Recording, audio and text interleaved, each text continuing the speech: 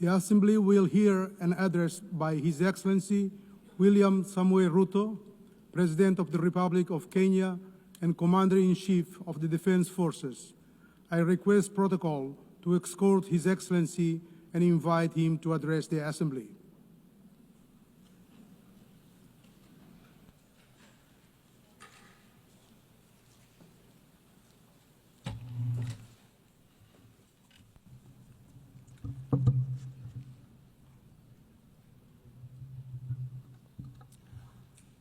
Madam President, the President of the 88th session of the UN General Assembly, Madam Annalena Baerbock, Secretary General of the United Nations, Antonio Guterres, Excellencies, Heads of State and Government, distinguished delegates, ladies and gentlemen. I congratulate you, Madam President, on your election to preside over the 80th session of the UN General Assembly. Madam President, you can count on Kenya's full support throughout your tenure as you steer the Assembly into the future. Ladies and gentlemen, 8 years ago, in the aftermath of the unprecedented global destruction and devastating war, the international community came together in hope.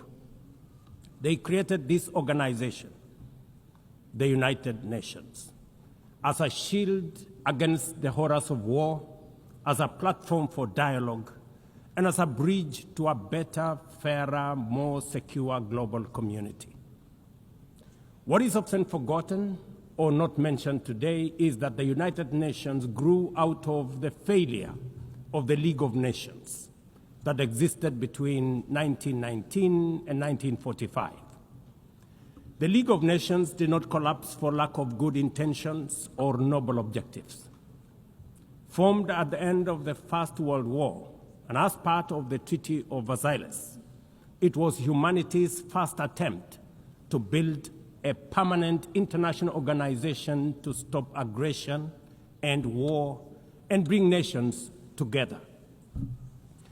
Its ambitions were to achieve collective global security, disarmament, peaceful dispute resolution, and cooperation on humanitarian and social issues. Despite these ideals, the League of Nations failed. The United States never joined, other great powers came and went, and without enforcement authority, its condemnation carried little weight.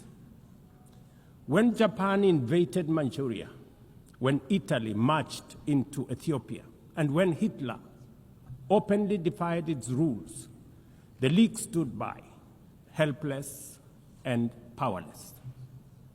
By the late 1930s, its credibility had collapsed, and with the outbreak of the World War II, it was rendered irrelevant. Madam President, this history is both a lesson and a warning. Institutions rarely fail because they lack vision or ideals.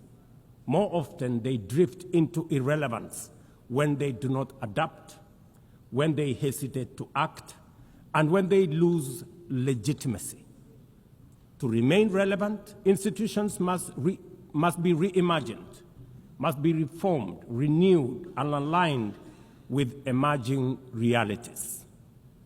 8 decades ago, the founders of the UN sought to correct the failures of the League of Nations by creating a stronger, more inclusive organization anchored in the principles of, and I quote, "We the people of the United Nations, determined to save succeeding generations from the scourge of war," end of quote. Today, we are gathered for the UN at 80. The question is unavoidable. Is the United Nations relevant to the demands of our time? Can it continue to serve humanity in the face of current realities? Or has it become a relic of a bygone era? Madam President, Excellencies, we meet against a grim global backdrop. Conflict rages in Eastern Europe, the Middle East, the Sahel, the Horn of Africa, and beyond. Climate disasters grow fiercer by the day. Inequality deepens, pandemics loom, and technological disruptions outpaces governance. Instead of trust, mistrust is spreading. Instead of solidarity, fragmentation is taking root. In place of hope, anxiety fills our global community. We are living, to borrow from the words of the founders of this institution, not in larger freedom, but in growing uncertainty. At this moment of turbulence, when we most need a strong United Nations, the organization faces its deepest crisis in credibility and capacity. Funding cuts have paralyzed its operations. Bureaucracy has slowed its response. The Security Council remains frozen in the post-war structures of 1945, unable to act inclusively, with fairness, and with speed. Ladies and gentlemen, I can, however, state with absolute conviction that the United Nations has been one of humanity's greatest achievements.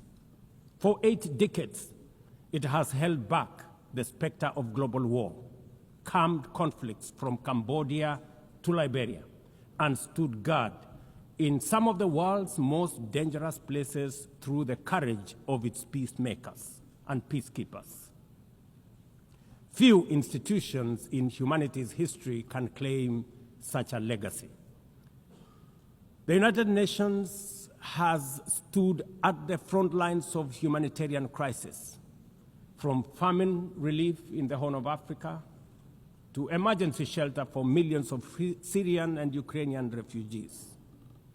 It was at the forefront in the eradication of smallpox, coordinated global responses to HIV and AIDS, Ebola, and COVID-19, and continues to champion universal vaccination.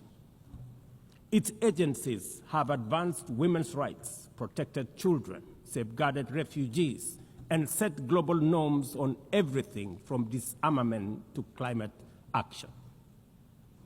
The UN Sustainable Development Goals remain a shared blueprint for human progress. These are achievements no nation could have achieved alone, however rich, however great, or however powerful. And yet, every institution, no matter how noble its origins or impactful its legacy, must adapt to changing times or slide into irrelevance. Today, the United Nations stands at a crossroads of renewal on one hand or decay on another. Put differently, after 80 years, the rhymes of time are calling on us to reimagine the original promise that inspired the founding of the United Nations, and that is the quest for global peace, development, and human rights. But this call must now be answered in a global context that is profoundly different from the post-war era in which the UN was conceived then. We would be denying the cold, hard truth if we say that the United Nations is delivering as it should. On peace and security, its voice is too often drowned by the rivalries of great powers, while some nations simply ignore its resolutions and do as they please. Too often, the UN's blue helmet, once a symbol of moral authority, no longer commands the same respect. From the conflicts in Gaza to Ukraine, to the crisis in Sudan, DRC Congo, Somalia, and the Sahel, we see actors proceed undeterred by the United Nations calls.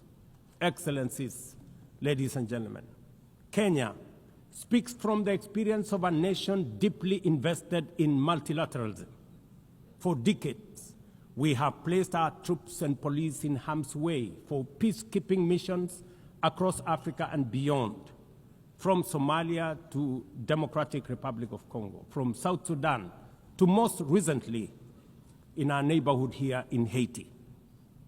Over the past 15 months, we are proud to have led the multinational security support mission in Haiti, not because it has been easy, but because solidarity is the essence of the United Nations. Madam President, the mandate of the MSS mission is coming to an end in a few days.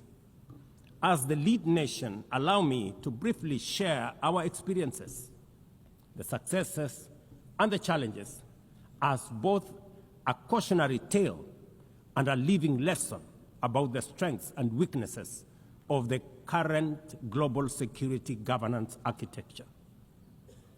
For far too long, the people of Haiti called out to the world. Too often, their pleas were met with silence, hesitation, or half measures. Haiti became a tragic reminder of what happens when the international community looks away, prevaricates, or offers half-hearted support. When Kenya responded to the quest for the Haitian authorities, it was in the belief that we were joining a genuinely multinational effort. We welcomed and fully embraced Resolution 2699, by which the United Nations Security Council authorized the MSS with Kenya as the lead nation.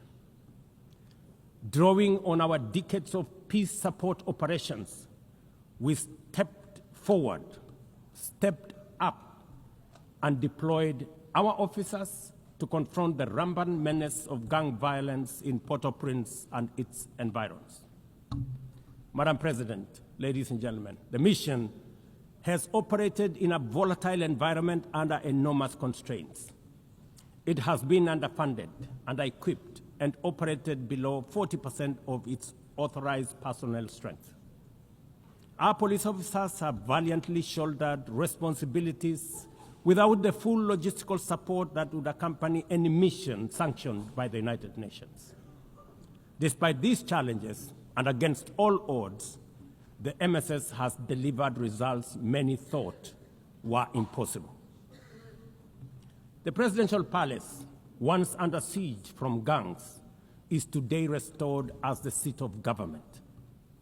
The police headquarters and the police training center, once overrun by gangs, are now secure, with the academy resuming the training of new police officers, over 700 of whom graduated a few months ago.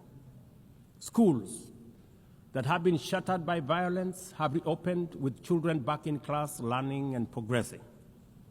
Roads once manned or blocked by gangs have now free-flowing traffic.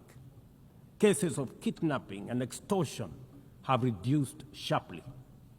The airport and the seaport, once surrounded by gangs, are now abuzz with normal operations. Which begs the question, if so much could be achieved with limited resources and stretched personnel within just 15 months, what more could have been accomplished if the United Nations fraternity had truly acted together in solidarity with the people of Haiti? From this podium, I wish to assure all partners and actors that with the right personnel, adequate resources, appropriate equipment, and necessary logistics, Haiti's security can be restored. Gangs can be neutralized and the safety of streets, schools, hospitals, and homes secured. The continued harassment, abductions, and criminal acts undermining the lives of Haitians are unacceptable, unjustifiable, and must be stopped by this organization, the United Nations. Madam President, as the UN Security Council deliberates on the next steps, we must not lose sight of the fact that the situation in Haiti demands sustained, coordinated, and undivided international attention. A careful and orderly transition from MSS is essential to consolidate the hard-won gains so far achieved. I urge the Security Council and all partners to remain steadfast in ensuring that Haiti moves forward on a path of peace, stability, and renewal. Ladies and gentlemen, on human rights, our principle is clear and unwavering. The protection of civilians and respect for humanitarian law cannot be applied selectively. We cannot condemn suffering in one place and turn a blind eye in another.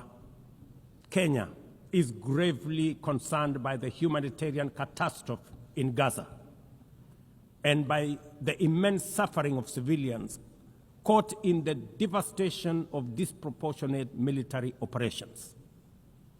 At the same time, we call for the unconditional release of Israeli hostages. In line with the African Union and United Nations resolutions, we also call for a permanent ceasefire, for strict adherence to international humanitarian law, and for the launch of a credible political process. Only through such a process can the vision of a two-state solution be realized, where Israel and Palestine live side by side in peace, security, and stability. Kenya is equally deeply troubled by the worsening humanitarian situation in Sudan, where innocent citizens are caught in the crossfire of a needless war. We fully endorse the Quad, comprising Egypt, Saudi Arabia, the United Arab Emirates, and the United States, in affirming that there cannot be a military solution and that only political dialogue offers a viable path forward. We join the Quad in urging all parties, including SAF, RSF, and the external actors, to respect Sudan's sovereignty, unity, and territorial integrity, and firmly reject any attempts to divide the country, reaffirming our unwavering support for a unified Sudan for the benefit of all its people. Excellencies, distinguished delegates, those who look to the future with a clear vision know that climate change is not only the single greatest threat of our age, but also one of the greatest transformation opportunities of our time. The global stocktake has made it plain that the world is off track. Current national determined contributions are steering us towards temperature rises far beyond any safe threshold. This is the difference between survival on one hand and devastation for millions across the world on the other. Kenya and Africa are not passive victims of this crisis. We are taking bold steps showing that climate action is not only possible, but can also be the foundation for inclusive growth. We are building a climate-resilient society by embedding adaptation into every sector, from agriculture and energy to infrastructure and livelihoods, to sustainable mining and artificial intelligence. This ambition is visible on the ground. Today, 93% of Kenya's electricity comes from renewable sources: geothermal, wind, solar, and hydro. We are expanding investments in e-mobility, climate-smart agriculture, clean cooking solutions, and green manufacturing. We are also pioneering nature-compatible solutions such as sustainable waste management and circular economy interventions. Africa, too, is uniting its voice. In 2023, in Nairobi, we hosted the inaugural Africa Climate Summit, where the continent adopted the Nairobi Declaration on Climate Action and Call to Action. Just 2 weeks ago, in Addis Ababa, Africa came together once more at the second Africa Climate Summit to reaffirm our commitment and strengthen our ambition for climate-positive growth. We declared Africa not just as a victim of the crisis, but as a source of solutions, with climate action driving economic growth, transformation, and job creation for our communities. Ambition, ladies and gentlemen, cannot stand on willpower alone. Implementing our new NDCs will require $56 billion. That is why we call on the global community to unlock the $300 billion agreed at Baku, and to accelerate negotiations towards the new $1.3 trillion goal under the Baku-Belém roadmap. Without affordable finance and without reform of the international financial architecture, the promise of climate action in Africa will remain constrained.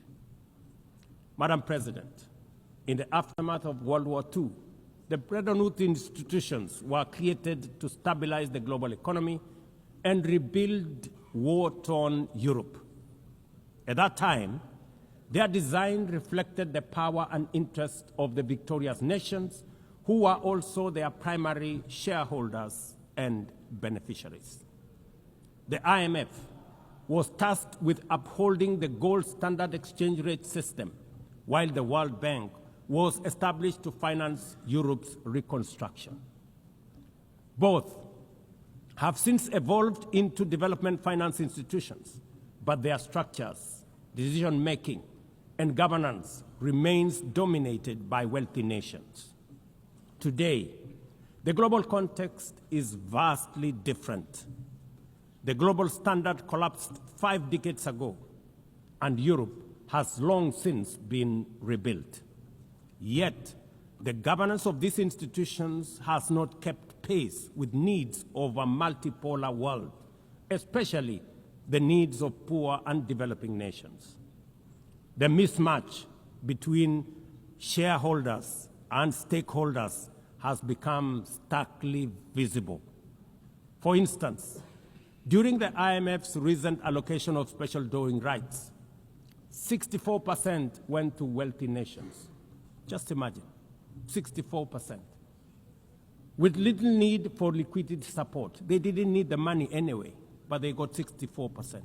While the poorer countries received just 2.4%. What a disconnect. The imbalance highlights how the very institutions meant to safeguard global finance stability often perpetuate inequality and instability.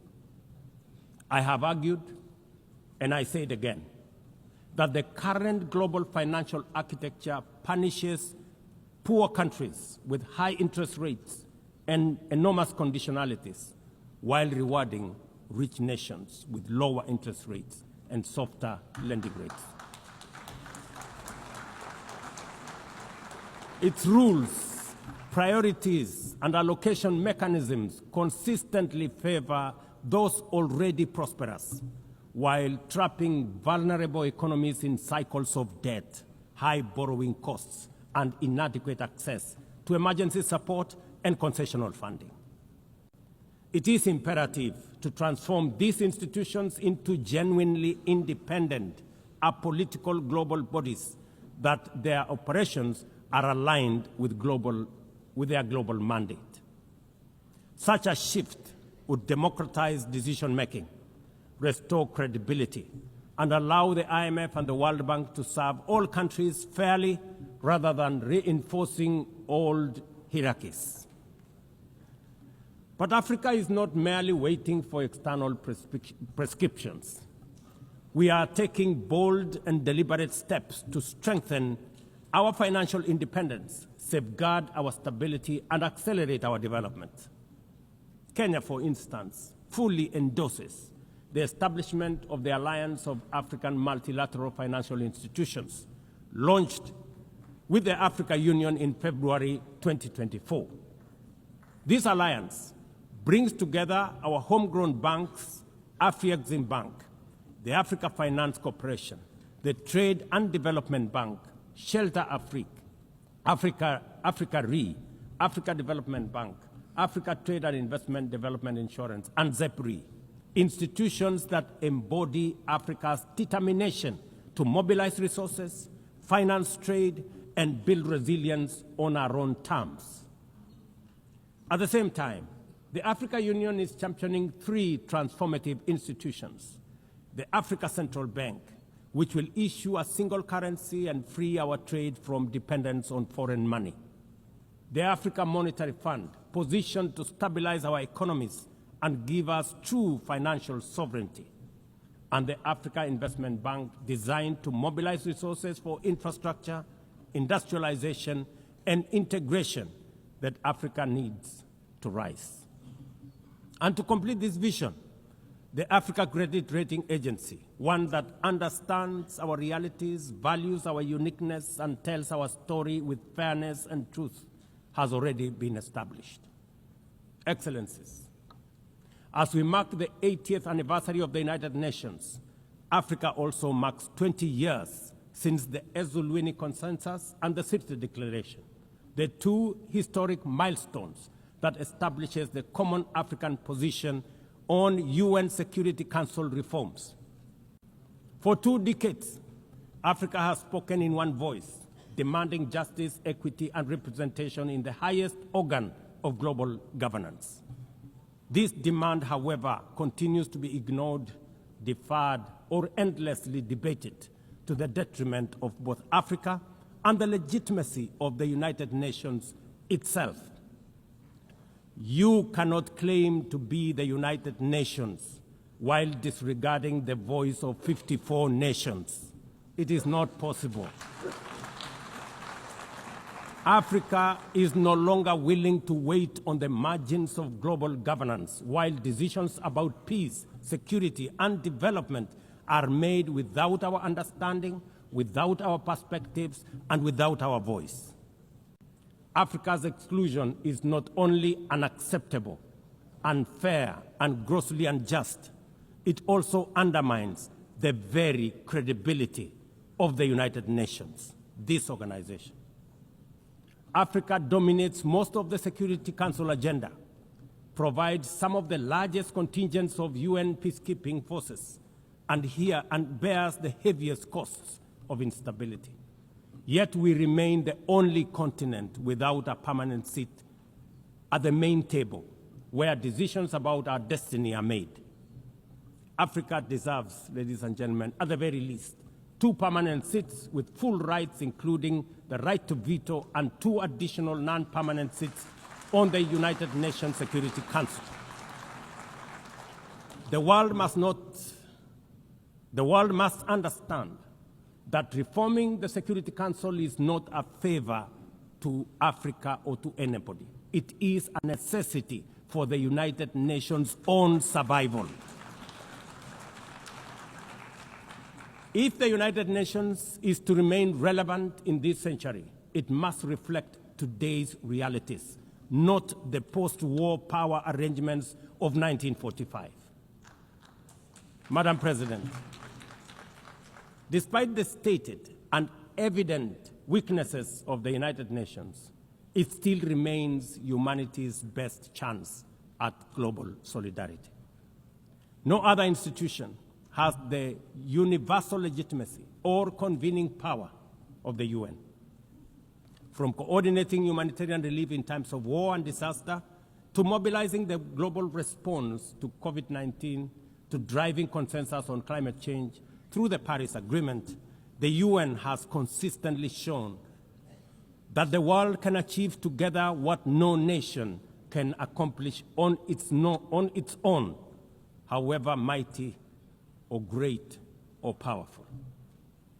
As Doug Hammarskjöld, the UN's Second Secretary General, once observed, and I quote, "The United Nations was not created to take humanity to heaven, but to save it from hell." End of quote. That mission is as urgent today as it was 8 decades ago. At a time when conflicts are multiplying, when climate change threatens every economy, and when inequality is widening, the need for a functioning, credible, effective, and a multilateral system has never been greater.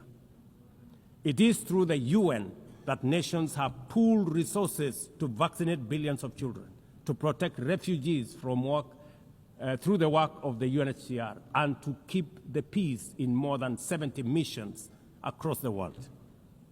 Without the UN, these achievements, modest though they may sometimes seem, would not have been possible. That is why we must resist the temptation to give up on the UN or abandon it. We must make it fit for purpose, reform its structures, strengthen its mandate, and ensure its decisions reflect today's realities rather than the geopolitical map of a bygone era. As one of the hosts of the UN headquarters and the only one in the Global South, Kenya stands ready to do its part to enable the organization to go through this phase of renewal successfully as envisaged by the Secretary General under UN 80 reforms. In conclusion, Madam President, ladies and gentlemen, the 80th anniversary of the United Nations must be more than a commemoration. It must be a turning point for the organization. Let us seize this moment to reimagine and rebuild the UN into a body that commands legitimacy, responds with speed, and delivers justice for all. I thank you, and God bless you. On behalf of the Assembly, I wish to thank the President of the Republic of Kenya and Commander-in-Chief of the Defense Forces.